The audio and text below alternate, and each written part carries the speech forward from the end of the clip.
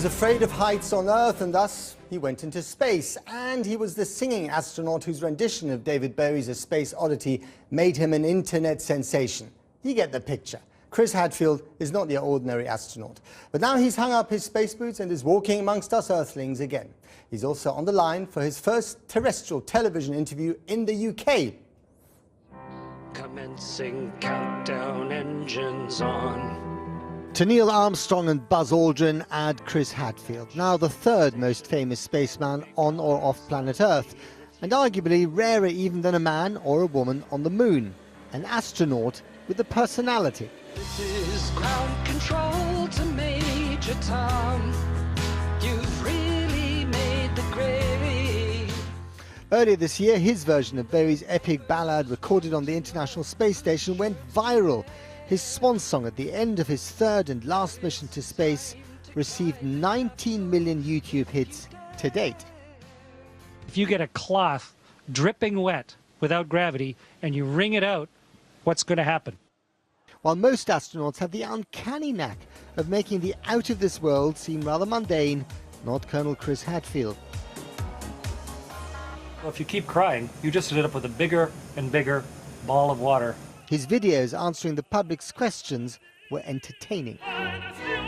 But before I go to sleep, I got to put on my pajamas, because I have space jammies. 5 months after he blasted off, the 54-year-old returned to Earth and to retirement in Canada. But he's still making videos. This a parody for charity. I'll admit I was a little disappointed when I saw how few hits they were getting on YouTube. Chris, did you do the laundry? Today we're folding clothes, here on Earth. And now a succession of slick videos to promote his book, Meditations on his life, and how humans should treat the planet that he circled thousands of times. Well, Chris Hadfield joins me. Now, I have to say, my wife, if she could get me to wear a spacesuit, I would also do the hoovering. But let's rattle through a few questions very quickly as a sort of warm-up. Quick answers, please. From your vantage position in space, is there a God? Yes or no? Well, that's a personal decision. You're no closer to God whether you're in space or whether you're on Earth. Okay. Is there intelligent life in the universe apart from here? Very, very probably. I believe there is, but we have found no evidence of it yet. Would you allow a trainee violinist to play his instrument on the space station? It was a real pleasure to play the guitar on the space station, and I recorded a whole album's worth of music up there. But the guitar's great and you're very good at it, but if it was a really dodgy instrument that wasn't very well played, you'd probably say, out. It's hard to play guitar without gravity. It floats around in front of you and bounces, and when you try and move your hand up the neck, the guitar flies along with your hand. And is it unfair to say that most astronauts are dull? No, you don't know very many astronauts. It's an amazing group of people. One of the guys I flew in space with, he walked from Canada to Mexico by himself, wrote a book about it. He's climbed major peaks around the world. He speaks Russian. He's a medical doctor. He's an engineering physicist. And he's one of the nicest guys you ever meet. But he did walk by himself, didn't he?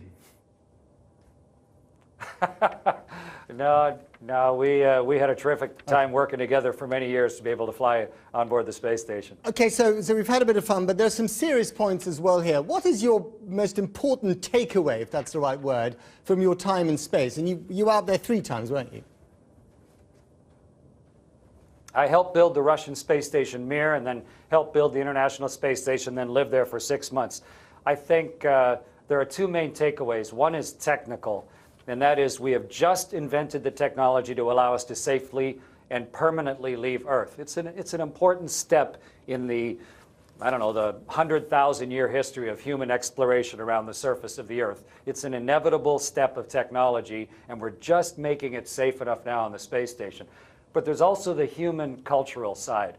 It gives us a way to see the planet as one place, and not just us to see it, but now with the technology that I used when I was up there, to share it, to let everybody have a chance to see our world as one cohesive ball, one spaceship that we're all crew on. And it's a perspective that's easy to lose in your local environment, but the more people that can see it, the better. So The space station serves a lot of purposes, but in my mind, Right. those are the two main ones. So if more politicians were able to go to the space station and look back on Earth the way that you did, do you think we'd have less of a discussion about climate change, for instance?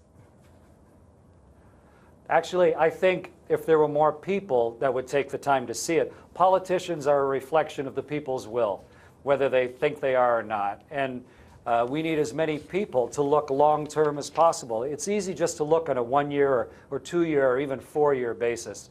But you know, our species has been here for a long time, and we're hoping to be here a lot longer. And it's easy to make a short-term problem that has long-term echoes. So it's really an individual decision. And the more of us that can see the planet that way, the more likely we're to influence the decision makers. Now, Chris, I gather you've brought your guitar along with you, I think, which is jolly good news. I'm afraid I'm going to have to ask you to play something at the end of the program. There we go. Fantastic. Is that the same guitar you had in space? No, there's a Canadian guitar up on the space station, a Larry Vey, but we're running out of time. Give us a tune, Commander. This is one I wrote with the Bare Naked Ladies for 700,000 students, sang it live. On solid fuel and wires, turn the key and light the fires. We're leaving Earth today. This rocket's burning bright.